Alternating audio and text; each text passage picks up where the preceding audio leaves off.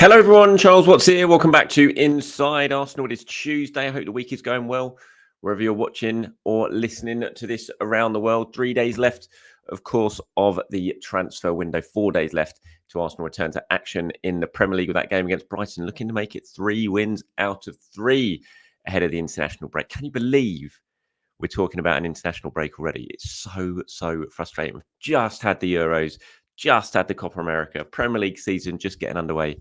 We're already talking about a 2-week break for international football. Always very annoying at this time of the season, but it is what it is. Anyway, today we're going to talk about plenty of stuff. We're going to look at Edu, who's got a very busy 72 hours ahead of him, ahead of the end of the transfer window. We'll look at what is going on at Arsenal right now, what potentially needs to be done at Arsenal right now before we get to Friday's deadlines. We'll take a look at that. We've got reaction from you guys from what we were speaking about yesterday. Charlie Patino's completed his move to Deportivo La Coruña, so we'll talk about that as well, and maybe turn our attentions a little bit towards that Brighton game and the old Trossard Martinelli debate as that continues to march on. But we're going to start with this man. If you're watching on YouTube, you can see who I'm talking about, Edu, who of course is going to have his fingers firmly glued to his telephone between now and Friday as the deals try to get done. At the moment, outgoings certainly is a sort of big talking point at Arsenal. Can they manage to squeeze one more in coming in? We're still waiting for Mikel Merino to be announced.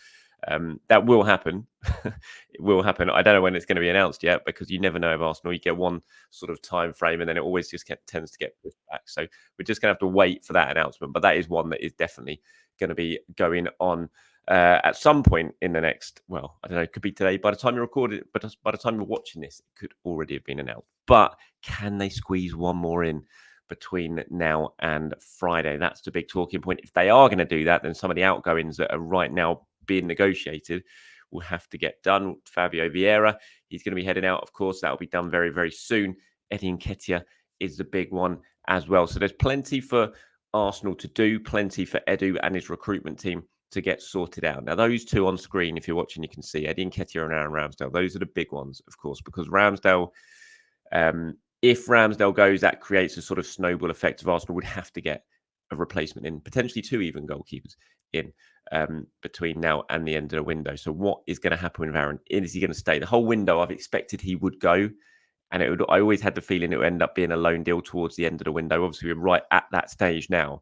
And something needs to happen. And you're looking at where he could potentially go. Some of the clubs who have been looking at him, Bournemouth definitely been interested. Southampton definitely been interested. They seem to have turned their attentions elsewhere. Other goalkeepers are arriving. Wolves is a big one that could still potentially be an option.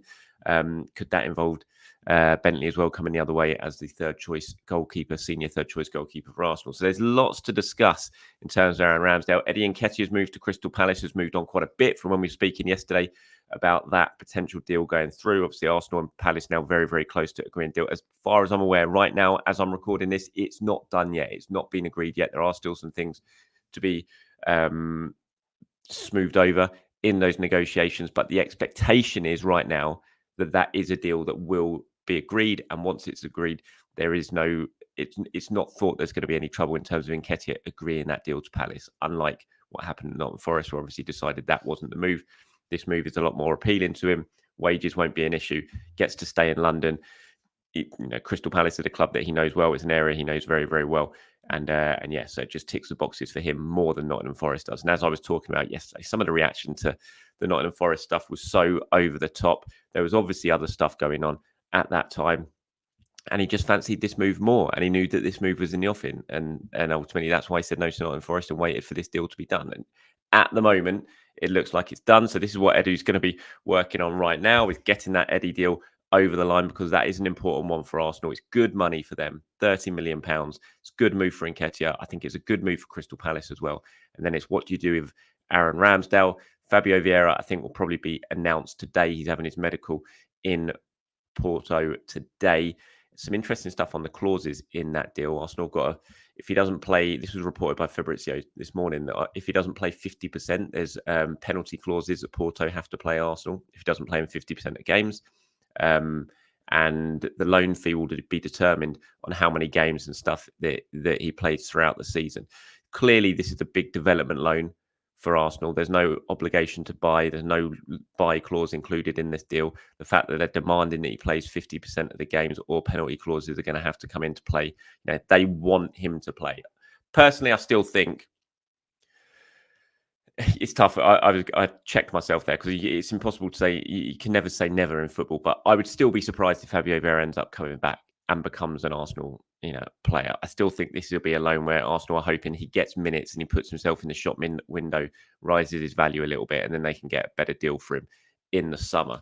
But you can never rule anything out. But the fact that they just want him to go out there and play clearly shows that they're not sort of wiping their hands with him at the moment. They still think there's something there to potentially work with. So that one's going to get done. Kivior looks like he's going to be staying. It's just the incoming, isn't it? If you get Eddie out, maybe if that gets done today, you can just give yourselves a couple of days to really look around, see what's available. I'm sure they've done that already, and try and get a deal. I think it's really important. I really do think it's important that they get something done and bring in another attacker. Even if Reece stays, and it's looking more likely at this stage that Reece is going to stay, the fact that Fabio's been allowed to go, I'd be very surprised now if they let Reece go as well. Maybe if an offer comes in late on that they just think it's too good to turn down, it's something they would do. But if you're letting Fabio Vieira go, can you really let Reece Nelson go as well? I'm not sure. But I really do feel like they need to sign someone. I've said it in the last few videos. I know it sounds like I'm repeating myself now, but I always try and remain calm, look at the bigger picture when it comes to transfer windows. But I can't shake the feeling off that if Arsenal don't do anything in terms of bringing in another forward between now and Friday, that they are just leaving themselves a little bit short in what's going to be a crucial season. Of course, we only have to get up till January, and if this squad can get the job done until January, and then they can reassess and see what's available in the market, then they might get something done for the second half of the season. So it is just sort of 3 or 4 months potentially. But I still think it's really important. You look at that bench at the weekend. So he brought Reece Nelson on as a sort of attacking change.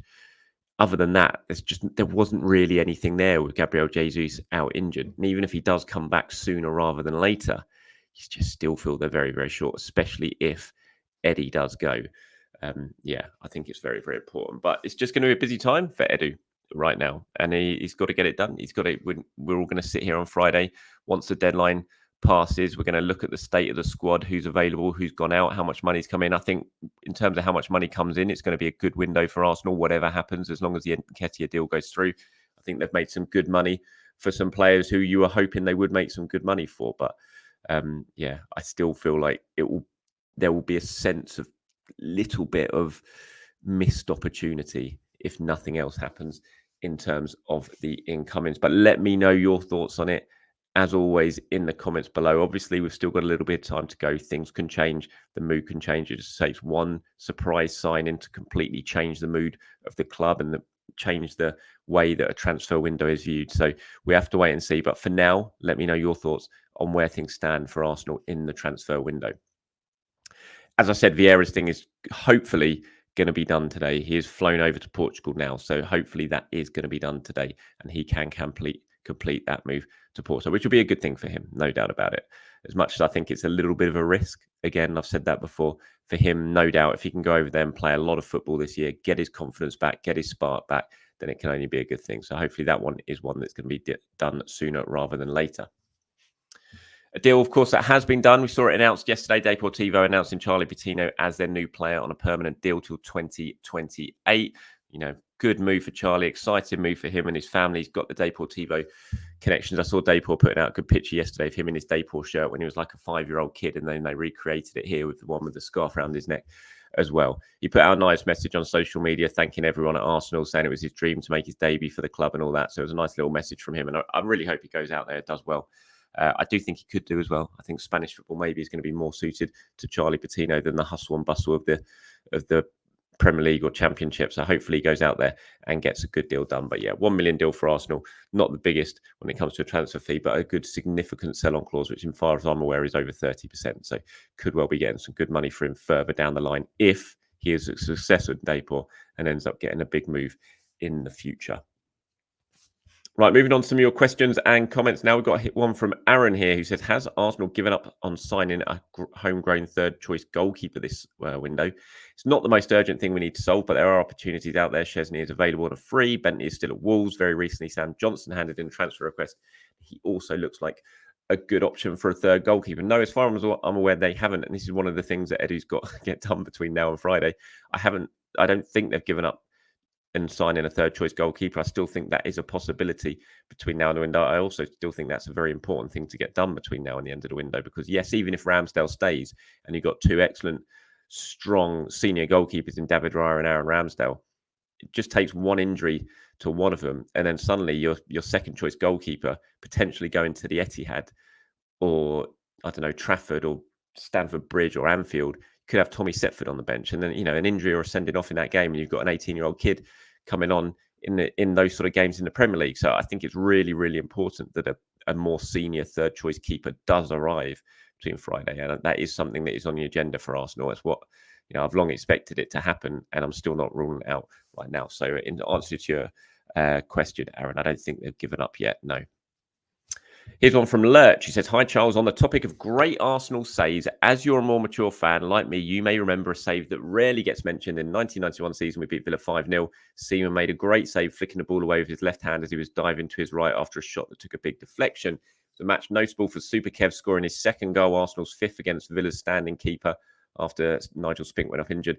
That was a time of fewer subs and teams often having not a sub keeper, so the standing keeper was future Arsenal star David Platt. I do remember that game. I was at that game. Indeed, Platt actually had to wear an Arsenal shirt, didn't he? He was standing in front of the North Bank playing for Villa, and he had to wear an Arsenal goalkeeper shirt for whatever reason. I can't remember exactly why. Villa obviously didn't have a backup shirt for their keeper to wear. So you had David Platt standing there in David Seaman's reserve goalie shirt in front of the North Bank, and Arsenal won 5-0. I don't remember that save, though, that you're talking about from Seaman. I remember Paul Davis scoring a really good goal in that game, but I don't remember the save. I'll tell you one Seaman save that I do remember. I think it was that season. And I think it was against Sunderland. It was away from home. I think it was a 0-0 draw. I think it was Sunderland. It was definitely team playing in red and white stripes. And he made an unbelievable save it was like a really muddy pitch, I remember. And he made a brilliant save from a sort of shot that was going to the far left-hand corner. He flung himself across it and saved it. Absolutely brilliant save. But I don't remember the one you're talking about. I had a lot of other people getting in touch talking about notable Arsenal saves from keepers in recent years. People flagging up the double save from Chesney over at Anfield when he saved the penalty from, was it Dirk Kuyt? And then he saved the follow-up as well, which definitely it was a really good shout. That was a fantastic save. The double save from Bernd Leno as well against Tottenham at Wembley when they were playing over there. He made that fantastic double save there. So there are some really good suggestions coming in terms of the best Arsenal saves in recent years, obviously on the back of what David Raya did at the weekend up at Villa Park. And now here's one from Dominic. Says, for me, Trossard versus Martinelli is a good example of what we want to see in the squad. Two good players taking form out of it that can battle it out and offers different options for Arteta to choose from. But in the short term, I'd start Trossard against Brighton. Form, tactical fit, and against former club makes it the right choice for that game. And then Martinelli against Spurs to try and exploit that high line that they play. You're absolutely right. This is a perfect example of competition in a squad. If someone's not playing at the best, you've got someone chomping at the bit who is playing well, trying to come in and take their place, as we're seeing with Trossard and Martinelli at the moment. It's what you want throughout the squad. It's what Pep Guardiola has throughout the squad. You've just got those brilliant options to come in if someone isn't playing well. Arsenal not quite at that standard yet in terms of their squad. They're getting there. And I think the additions of Calafiori and Marino are certainly going to improve that. But in terms of forward line, you still feel like there are a couple of players short in terms of that competition. But Trossard and Martinelli, 100%. It's exactly what you want. And you would hope what Trossard has done against Aston Villa is just going to really sort of kick Martinelli into gear as well, because he knows now his place is absolutely under threat. He probably won't be playing against Brighton. Like you, Dominic, I expect Trossard to come in for this game against Brighton. But then Martinelli, if he's sitting on the bench, he gets his chance in the second half to come on for half an hour. He has to then show what Trossard did against Aston Villa and take that opportunity when it does arrive. So yeah, it's absolutely what you want in the squad. It's exactly what you need. It's what Arteta wants. It's what he's been pushing for when it comes to bringing players in and improving the level of the squad in the transfer window. And so, yeah, really good point. Thank you very much for that. And that's it from me today, everyone. Thank you very much for your time. As always, like I said, lots of irons in the fire when it comes to Arsenal right now. By the time you're watching this video, things could have happened, could have moved on because we haven't got much time.